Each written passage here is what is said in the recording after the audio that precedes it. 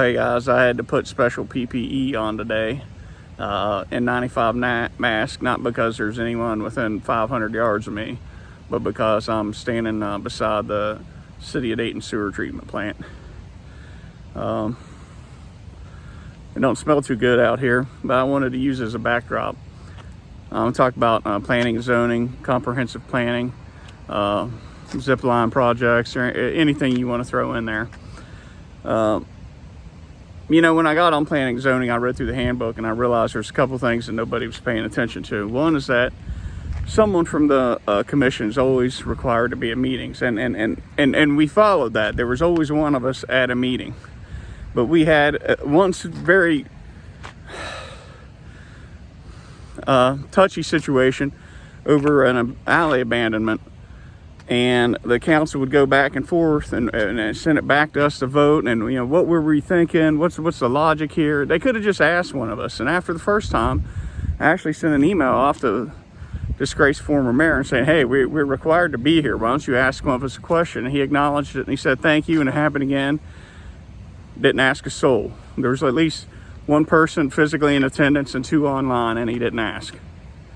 The only thing I can take from that is that he wants to control the situation, doesn't want any surprises, doesn't want it to look like anyone else knows what they're talking about. In that same vein, you know, planning and zoning is required once a year to put together a prioritized list of infrastructure projects submitted to City Council. I don't know if that's ever happened. I've never heard of that happening. I wasn't on commission long enough to bring it up. But it seems to me like kind of the same thing. Why go through all the work the council's going to ignore because they just want to do what they want to do? And I'm not talking about this council. It's apparently been going on a while.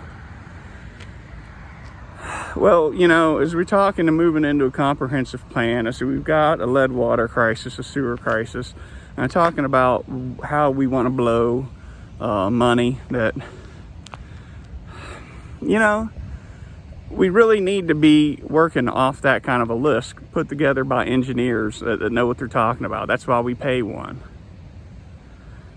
And the more I think about it, the more I've talked to Ashley Marinero and got to know her a little bit better, I approach things a little bit differently. And as the summer's drawn on, I've really, and I found out about Lowndes Hill and everything going on there, I really start to wonder, you know, if you were to talk to the more leading engineers in the county, would they just tell us that Clarksburg's been extensively undermined? It's got too much decayed stuff in place that hasn't been taken care of in 40 years. It's a Titanic going down.